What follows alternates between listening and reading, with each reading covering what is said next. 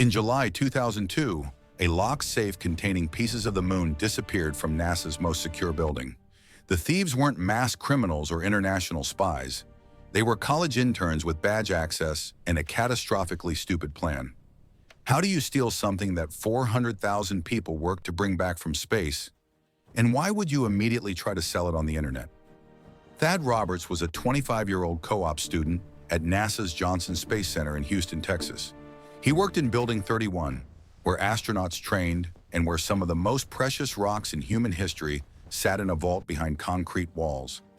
Between 1969 and 1972, Apollo missions brought back 842 pounds of lunar samples. By weight, moon rocks are worth more than diamonds, more than gold. Some samples are literally priceless because you cannot buy them. They belong to humanity. This story matters because it exposes how even the most secure institutions can be undone by human ego and a single moment of access. It's a heist that succeeded in every technical sense, but failed in the most predictable way possible. Thad Roberts arrived at NASA in the summer of 2000 as part of a competitive co-op program. He was brilliant, ambitious, and wildly overconfident. He had access to restricted areas. He studied the layout of Building 31. He watched the security patterns, and he started to think about what no one at NASA believed anyone would be reckless enough to attempt. Visual exterior shot of NASA Johnson Space Center with security perimeter highlighted.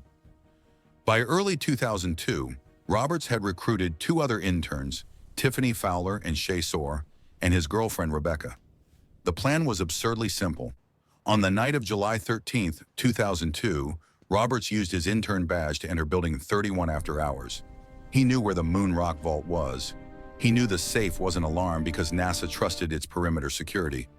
He and his accomplices walked in, bypassed a basic lock, and removed a 600-pound safe containing lunar samples, meteorites, and Martian rocks.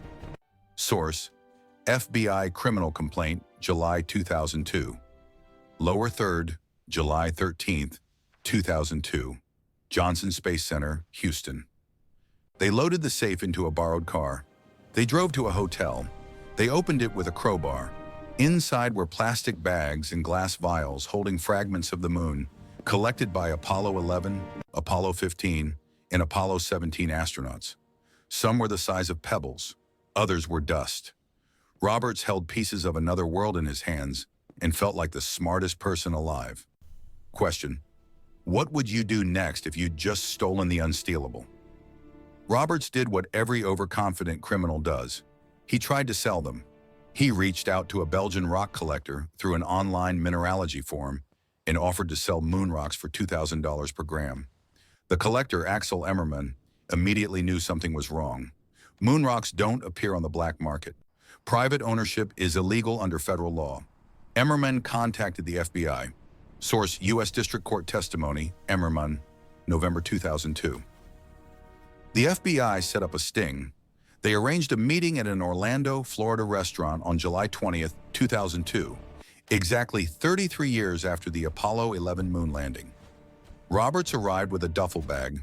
Inside were 101 grams of lunar samples worth approximately $21 million by NASA's research valuation. When he unzipped the bag, federal agents moved in. The FBI recovered the stolen safe, the moon rocks, and detailed logs from Roberts' NASA access records. Document: NASA security logs, July 2002. Security footage confirmed that Roberts and his accomplices entered Building 31 using valid credentials on the night of the theft. Footage: time-stamped entry logs presented in court. The Mineralogy Forum messages between Roberts and Emmerman were archived and submitted as evidence. Document: seized email server data, FBI Cyber Division. Roberts was charged with conspiracy and theft of government property. In court, prosecutors presented the weight of the stolen material, the method of entry, and the attempted sale. Source: U.S. v. Roberts, Southern District of Texas, 2003. Roberts' attorney argued that the theft was opportunistic, not premeditated, and that Roberts believed the samples had no significant value because NASA stored them so casually. The argument failed. Roberts was sentenced to 100 months in federal prison. His accomplices received lighter sentences in exchange for cooperation. Roberts' defense team claimed that NASA's lax internal security demonstrated negligence, not criminal sophistication. They argued that if a safe containing irreplaceable national treasures could be removed by an intern with a co-op badge, the fault lay with NASA's protocols. Source: Defense Motion, U.S. District Court, 2003.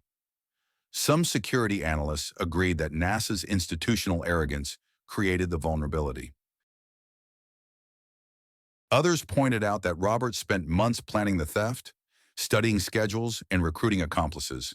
The idea that he acted impulsively contradicts the timeline.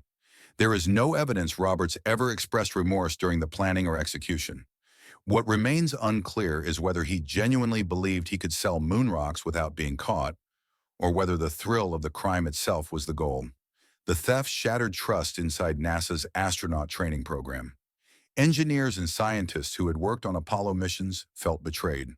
For some, the lunar samples represented the pinnacle of human achievement. To see them treated as stolen merchandise was personal. Visual: Apollo 11 mission patch fades into courtroom sketch. The stolen rocks were returned, but some samples were damaged in transit or contaminated. NASA implemented new security protocols, background checks, and vault redesigns. The cost of the institutional overhaul exceeded $1 million. Source: NASA Office of Inspector General Report, 2003. But the larger cost was cultural. NASA learned that brilliance and access are not the same as loyalty. Moon rocks are not valuable because of their mineral composition. They're valuable because of what they represent: the coordinated effort of 400,000 people, $25 billion in 1960s money, and the lives of astronauts who risked everything. Stealing them is like stealing the original Declaration of Independence and trying to pawn it. The object's worth isn't in the material, it's in the meaning. This heist exposes a broader truth about security. Institutions often protect against external threats while ignoring the insider who already has the keys. The hardest locks in the world mean nothing if someone with a badge decides to act. In cybersecurity, this is called the trusted insider problem. In this case, NASA trusted its interns because they passed background checks and seemed brilliant. That trust became the vulnerability. Here's what we know for certain. Thad Roberts used his NASA credentials to steal a 600-pound safe containing lunar samples. He recruited accomplices. He attempted to sell the rocks to a collector who immediately alerted the FBI. He was arrested, convicted, and imprisoned. What we don't fully understand is why someone intelligent enough to work at NASA believed this plan would succeed. Now the question becomes, what happens to someone after they serve time for stealing the moon? Scenario 1: high confidence. Roberts was released from federal prison in 2010 after serving 8 years. He has kept a low profile since. Public records show no additional criminal activity. It's likely he rebuilt his life away from the spotlight. Scenario 2: medium confidence. NASA's updated security protocols have prevented similar thefts. Lunar samples are now stored in multiple facilities with biometric access and 24/7 monitoring. Source: NASA Security Audit, 2015. The risk of another intern heist is significantly lower. Scenario 3: low confidence. Some conspiracy theorists claim Roberts was a scapegoat for a larger smuggling operation. No credible evidence supports this. The FBI investigation found no indication of organized crime involvement. The moon rocks are back where they belong, locked behind better doors and watched by people who learned an expensive lesson. Thad Roberts got his 15 minutes of infamy and a decade in prison. And NASA learned that the biggest threat to priceless artifacts isn't always the one outside the fence. If you want to see another case where insider access led to catastrophe, watch our video on The Man Who Hacked NASA from His Bedroom. It's the same vulnerability, different century. This script is based on federal court records, FBI criminal complaints, NASA Office of Inspector General reports, and contemporaneous news coverage from 2002 to 2003. Some details, including dialogue and internal motivations, are reconstructed from trial testimony and interviews. This story involves a convicted individual who has served their sentence.